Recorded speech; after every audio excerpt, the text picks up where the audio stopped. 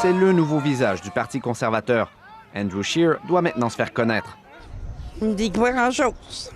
Je connais pas ce gars-là. Je connaissais l'autre avant, là. Cet homme de 38 ans, père de 5 enfants, est né à Ottawa mais vit en Saskatchewan, où il a été élu pour la première fois en 2004.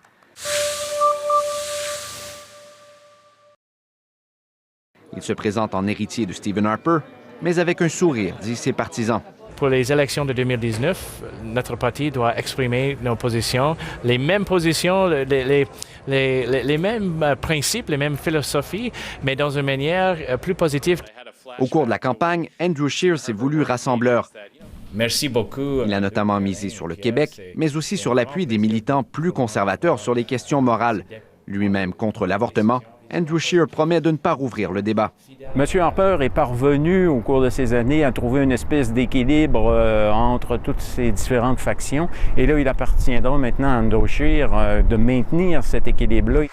Sous le gouvernement majoritaire de Stephen Harper, de 2011 à 2015, Andrew Scheer était président de la Chambre des communes. Une expérience qui sera utile, selon cette députée qui l'a appuyé.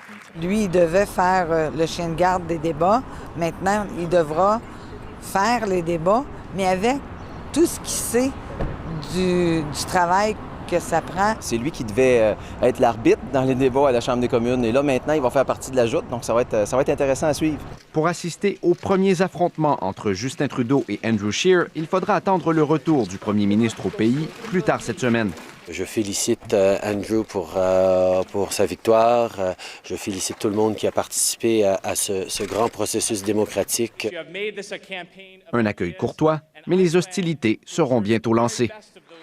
Ici Raphaël Bouvier-Auclair, Radio-Canada, Toronto.